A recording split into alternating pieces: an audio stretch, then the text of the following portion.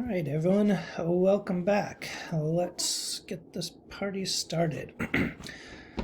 Okay, so just a reminder, packbacks due Monday, Wednesday, Friday. The Mind Tap will go back to being due on Wednesdays. Remember, I just changed it to Friday for last week so everyone could have time to do it and so on. So now we'll go back to, as I said, being due on Wednesday. So check the syllabus for that. We are jumping into chapter 13 now, so going from chapter 12, population and aging, and moving on into the environment. So we will probably go a little short today, and then we'll finish up on Wednesday and Friday. There's a lot to talk about when we talk about the environment and society and environmental problems.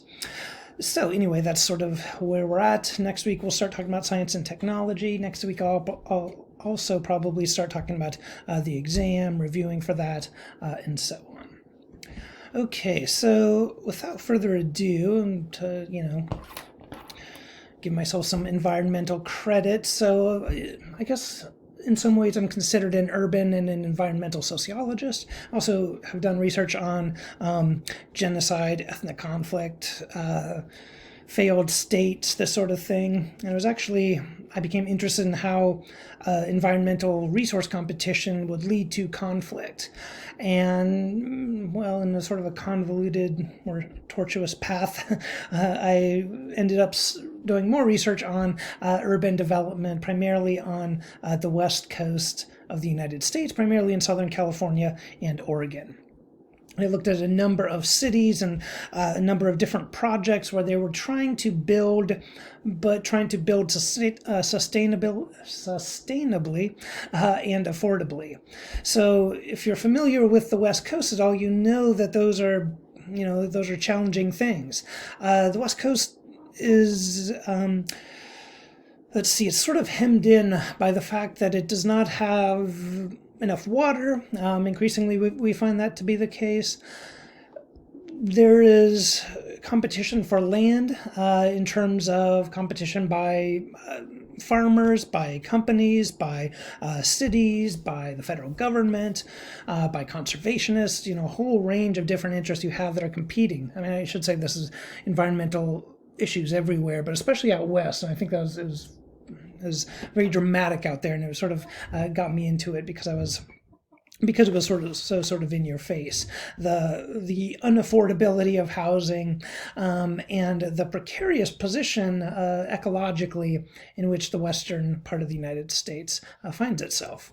So I also, for about a year, I was the editor of the Journal of Environment and Development, a review of international policy, and so we would get manuscripts, research studies from environmental scientists, policymakers around the world, and it would be my job to figure out with the staff which should be published, or which we would send on to peer review to potentially be published. And so anyway, that's my environmental cred. So our understanding of the environment has moved from just thinking of the environment as wilderness out there that we need to protect for its own intrinsic value. We've kind of gone from that conception of the environment to a recognition of our role in it, of the fact that we are part of it, that we depend upon it, and that we're depleting it much faster than our single lives can really comprehend. That's why you find such generational differences in terms of attitudes toward the environment, and you see this globally. Older people generally aren't as concerned about the environment, or they think there are plenty of resources. Younger people, it's the opposite. So this is where I introduce the term apocalyptimist, which I'm not sure if it's a real term, but someone who knows it's all going to shit, but still thinks it'll turn out okay. So that's kind of, I think, a good way in which to view the world, and maybe a good attitude to take during this class, that things can fall apart while at the same time, coming back together and working out in a strange way. When we talk about war and terrorism, for example, I mean, you can look at the last 150 years and see enormous jumps in human progress, human well-being, um, life expectancy, food consumption, all of these different things.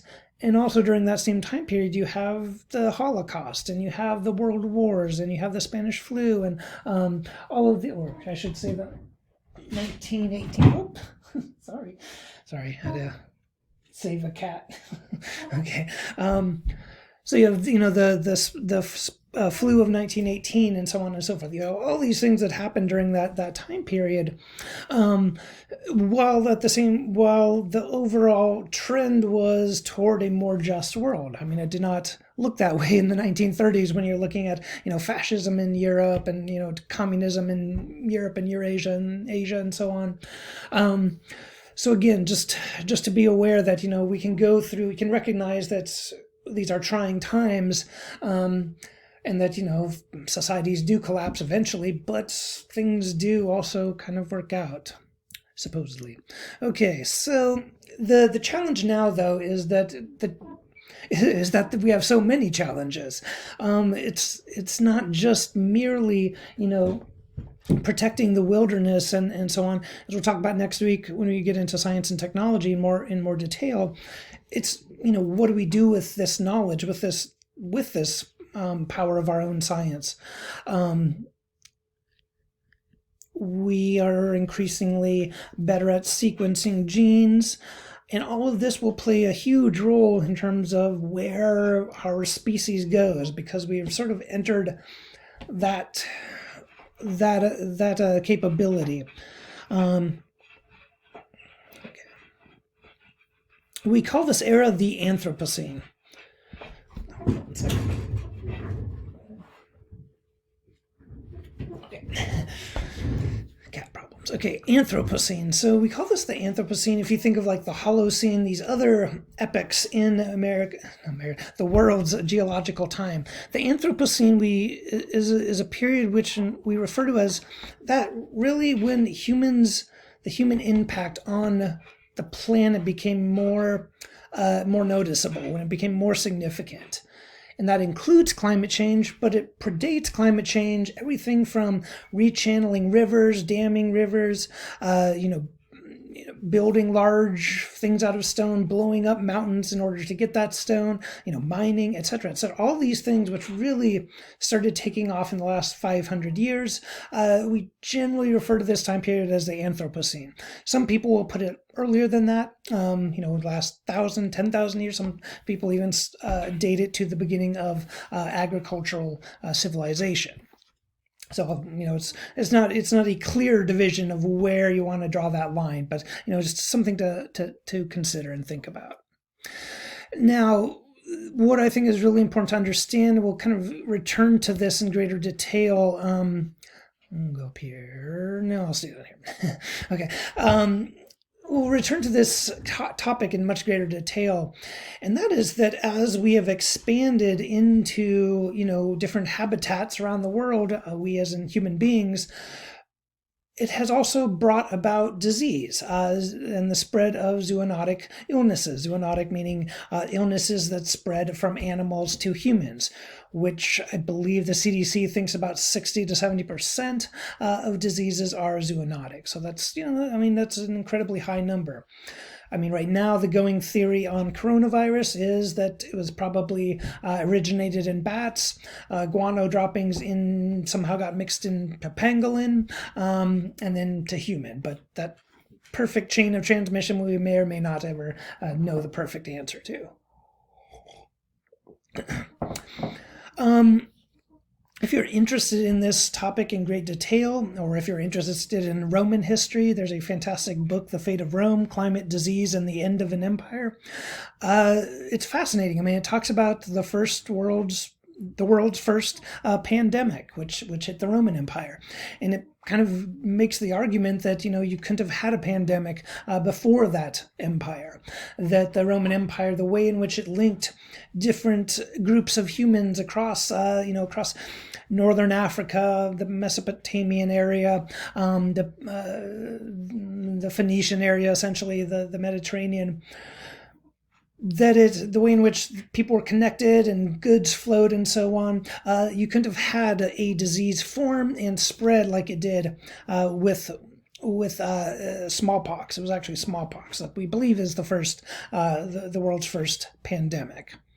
So that, and it was not only that led to the fall of Rome, but there were a lot of climate changes, not anthropogenic climate changes, meaning human caused, but there were changes to the climate. It actually got colder, and that had a huge effect on the Roman Empire.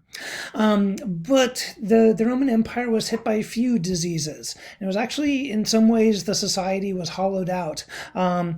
It was already falling apart long before the barbarians came, and the Mongols and other groups, not Mongols, the Huns and other groups started moving across Asia. And this also had a huge impact, as you probably know, on American history. One of the interesting questions that this scientist Jared Diamond asked was, why is it that it was Spain that went and conquered the Aztec and Inca empires, not the other way around? Why didn't the Inca Empire sail across the Atlantic and conquer Spain? Well, it's an interesting question, and there's a complex answer. So Jared Diamond wrote this book, Guns, Germs, and Steel, about 20 years ago. It's a really fascinating book, and there's a documentary. I would highly recommend watching it if you have time, or even reading the book if you have time and ability and so on. Because he makes this argument that is pretty powerful, where he points out that throughout most of the planet there are not, or I should say, let me back up a bit. Okay, so he begins the question. Okay, why was it Spain that invaded the Americas, not the other way around? Points out that there are a few things that the Spanish had. They had guns, they had germs, and they had steel, which is part of the guns, actually. There's another thing there that should be part of the title, maybe horses or animals or something. So the thing was, Spain, they crossed the Atlantic. They had armor, they had guns, not exactly the most sophisticated or accurate guns at that time. They had horses, and although they were small in number, they could take down a larger number of Incas who did not have these same materials. Well, why didn't they? There were no domesticable animals in the Americas until Europeans brought them over. Alpacas are close, but they're not really, you can't domesticate them like sheep, pigs, horses, cows, all these things that are found in relative abundance now in or at least at this time in most of Asia and Europe, were not in the Americas and had never been there. And so Europeans had lived for centuries building up immunities to various illnesses and bacterial infections and so on. And so when the Europeans crossed, yes, their guns helped and their horses helped and so on, but they could not have really conquered those couple continents if the civilization hadn't more or less been hollowed out by disease. In some ways very similar to what happened to Rome. You had the spread of an illness that really decimated a society and left it really incapable of defending itself from outside attack. That's essentially what happened excuse me, with the Native Americans. Anyway, it's a fascinating book, and there's a lot more regarding geography and latitude and longitude and all these different things that now I think for people who know this stuff, this is all sort of secondhand knowledge. But for a lot of people, there are still people who basically think that Europeans are superior, and that's how they came up with metal or metal gun making and so on. And what he argues is that it's all a lot of random random luck and so on. And even when we talk about Europeans, what are we talking about? Because there's a big difference between, say, the history of expansion between Western Europe, those countries that seem to have an ocean border, interestingly, and Eastern Europe, which for the most part, didn't go conquering the rest of the world. They tend to be landlocked too. Interesting. Okay, so maybe some of you can draw those connections out. Jared Diamond has also written more recent books, one called Collapse, How Societies Choose to Fail or Succeed. He talks about societies in the past that have failed, that have collapsed. He also looks at contemporary societies that are in trouble. And he looks at Montana, the state of Montana, which, he could have looked at Colorado or Nebraska. A lot of those states out there face some big challenges in regards to water.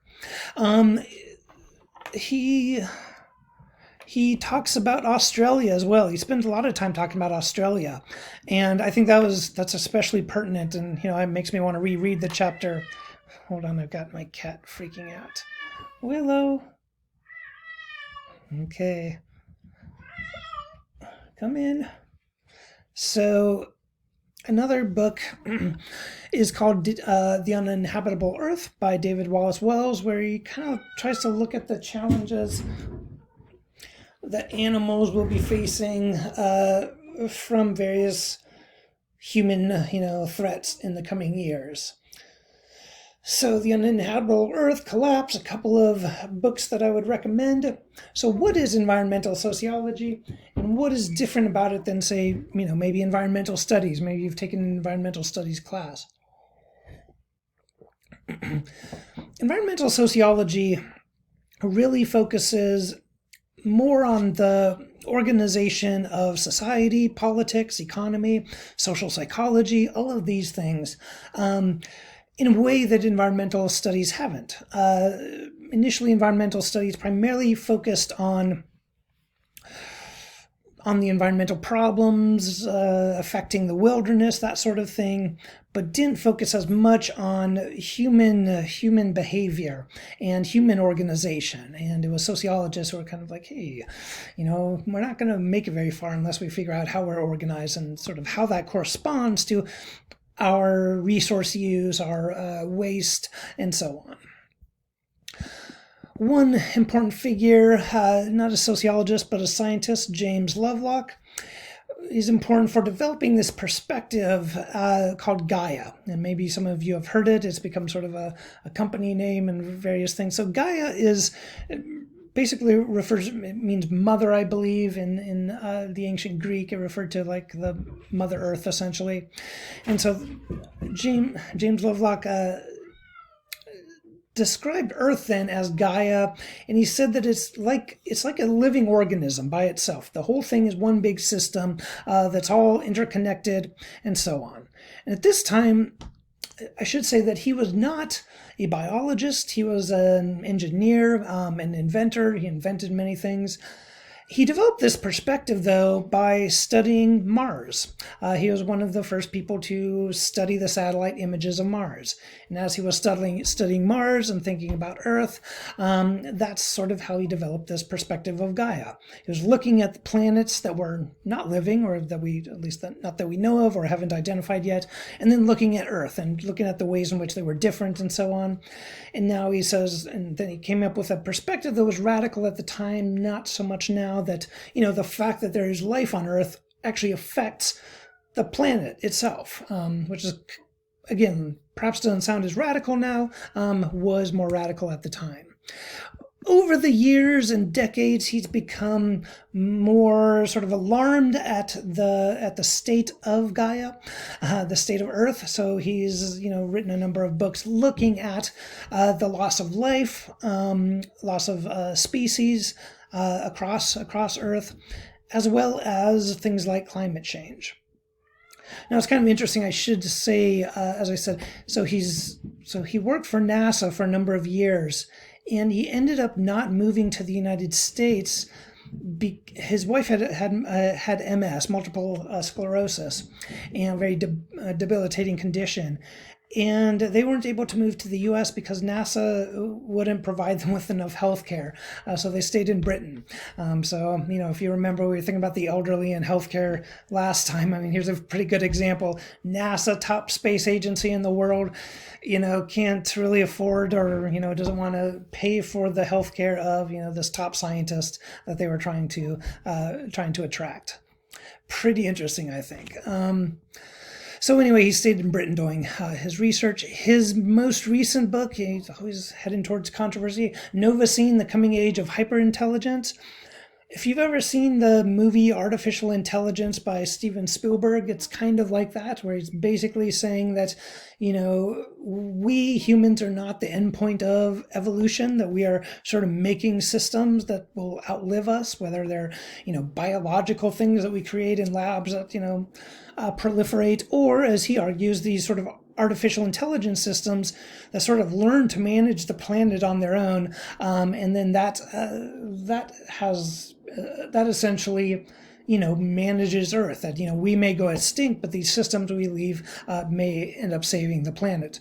Not for us though, but maybe for someone else, like that rhino. I do want to actually play a brief clip of James Lovelock. Is the human race under threat of destruction? This man thinks so, and he has a plan for saving it. He's a renowned scientist, inventor, and most famously, he's the man who came up with a revolutionary new idea of how the Earth works. This is James Lovelock, and he's just turned 100 years old. He believes artificial intelligence, or so-called cyborgs, could take control, cool the planet, and allow the human species to survive.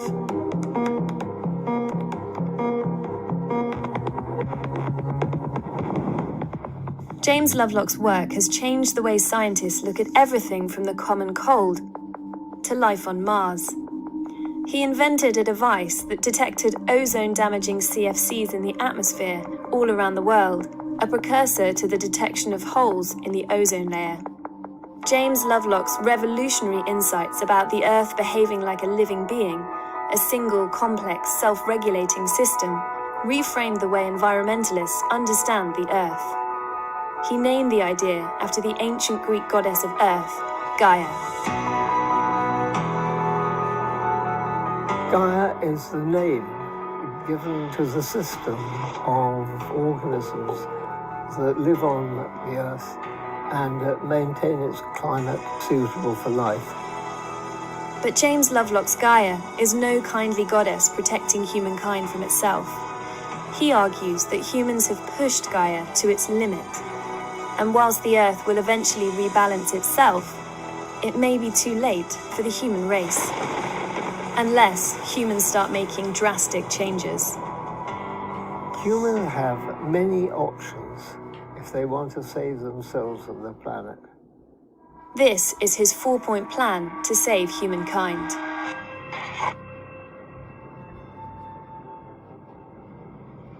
By 2050, 140 million people could be forced to migrate within their countries because of climate change.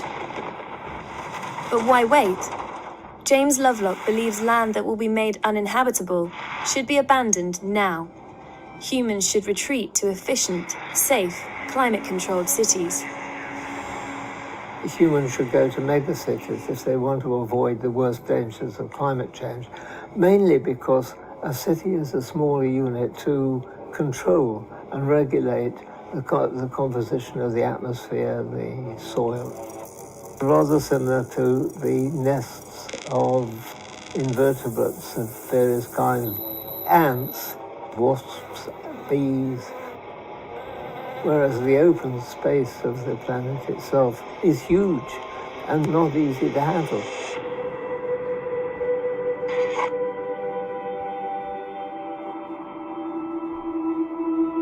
According to James Lovelock, humans need to rethink the way they power the world, ditching fossil fuels and switching not just to renewable, but to nuclear power. If we want to avoid damaging the planet by our way of life. Do not burn fuel unnecessarily. We should be using nuclear power now as our main source of energy. Fears around nuclear energy have been compounded by disasters like Chernobyl and Fukushima. But for James Lovelock, these fears remain misplaced. The extraordinary thing is it is the safest way of producing electricity. The death rate in power stations that use nuclear is way, way, way below that in any of the other forms, including renewables.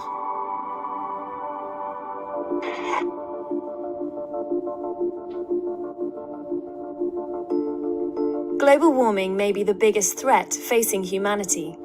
Attempts to cut carbon emissions are too small to reduce carbon dioxide levels. James Lovelock thinks climate-controlling technology, called geoengineering, could be the answer. I rather like Teller's idea, the inventor of the hydrogen bomb, which is a sunshade. It's a kind of mesh screen that goes out into a heliocentric orbit around the sun and shields the Earth to the sun at % of the sun's radiation. But there's another way to build a sunshade, inside the Earth's atmosphere. In 1991, a volcanic eruption in the Philippines had a profound effect on the world. The gas cloud it produced reached the stratosphere, cooling the world by as much as 0.5 degrees Celsius for 4 years. The simplest thing was really to mimic volcanoes and put sulfur gases into the stratosphere to form a haze that blocks off sunshine. And that would prevent overheating from the sun.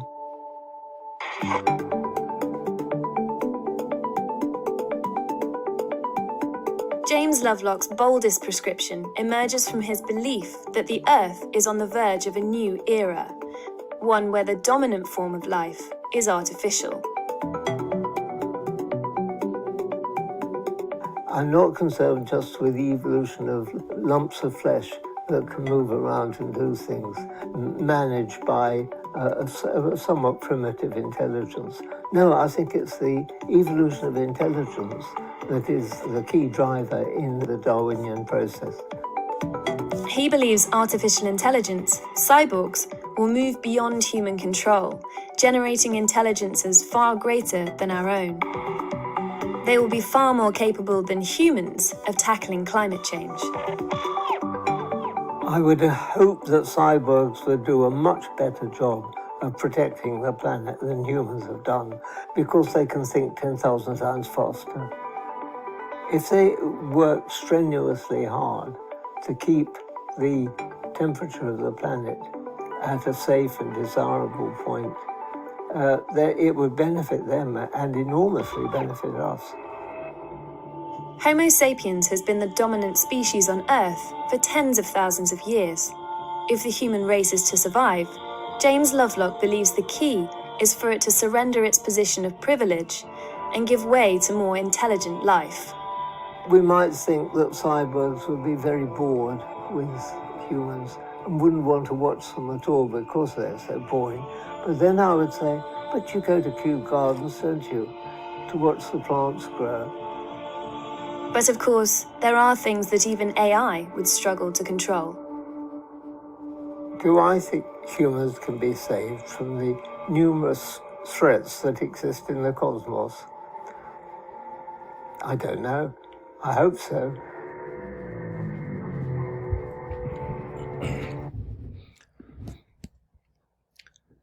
All right, everyone.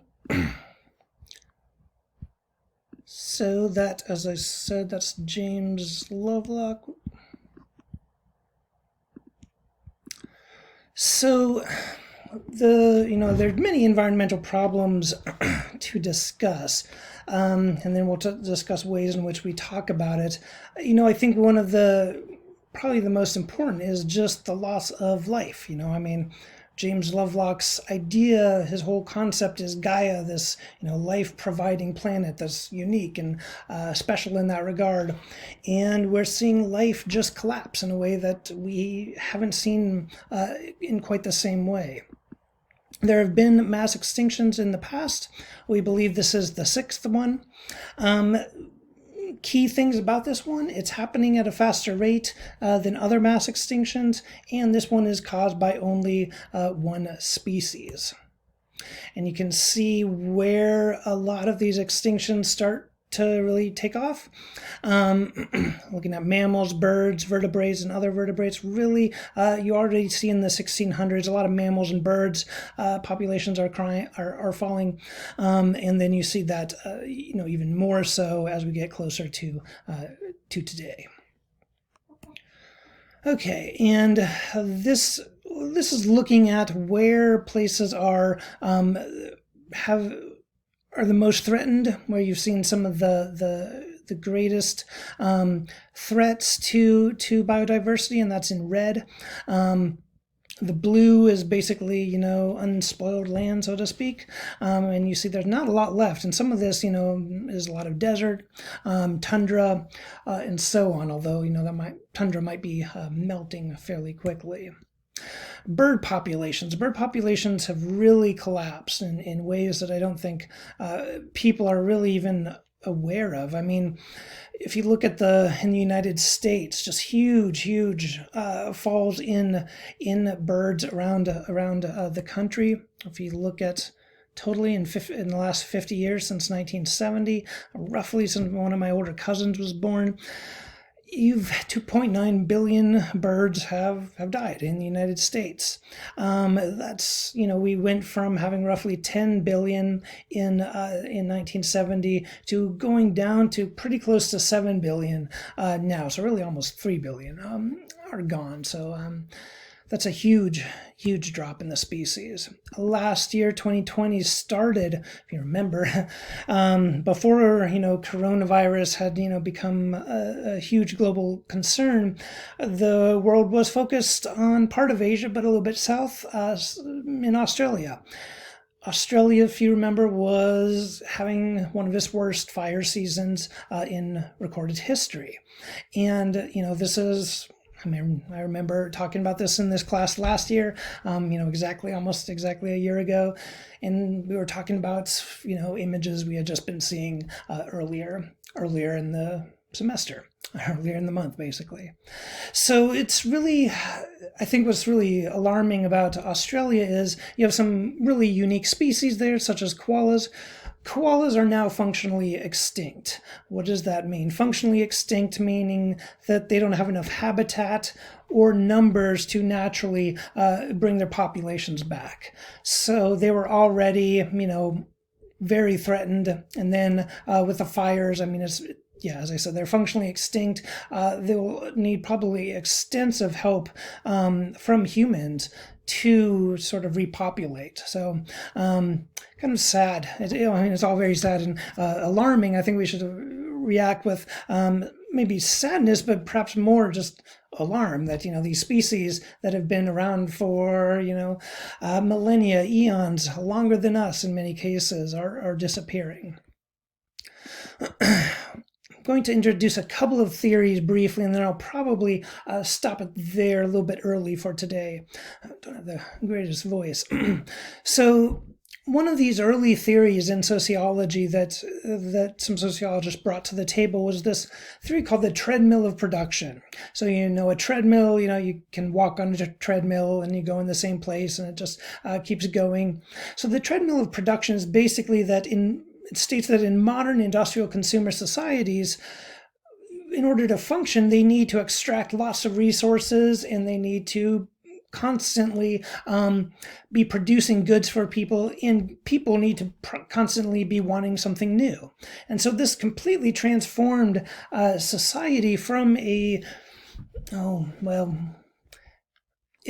shouldn't say it intensified the certain aspects of society that you already saw, such as resource extraction, trading, and so on. But it really intensified those activities. And so technology sort of built upon itself. So some alarming research that a sociologist did found that this was a few years ago, so about 2012, 2013, 2015 maybe. Okay. And basically he found that a lot of renewable energy that was being used wasn't actually replacing fossil fuel use yet, but was actually just adding to the total of energy used. Now, energy efficiency gains have brought down the total amount of energy used in some places, or brought it down per capita. For instance, I lived in California for a number of years, and it really fascinated me that throughout the 1970s to today, California's population was just growing and skyrocketing. But its water use per capita was going down, and its energy use per capita went down because of different policies, efficiency measures, basically, for the most part, led that to be possible. One of the other major theories that I'll end with today for environmental sociology is this thing called ecological modernization. Developed by a number of European scientists and scholars. And they were basically saying that, there's no way of getting off this treadmill. You can only just make the treadmill less destructive, essentially.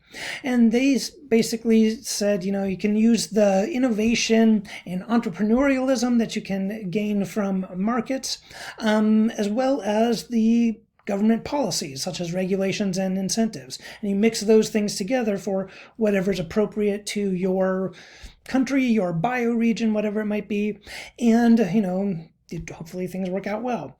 So it's basically saying that, okay, technology is probably the best hope we have. Some people argue, as I'll talk about next time, some people argue, no, we need to, drop modern technology and, get ready to be primitive because we're going to be forced to live like that anyway.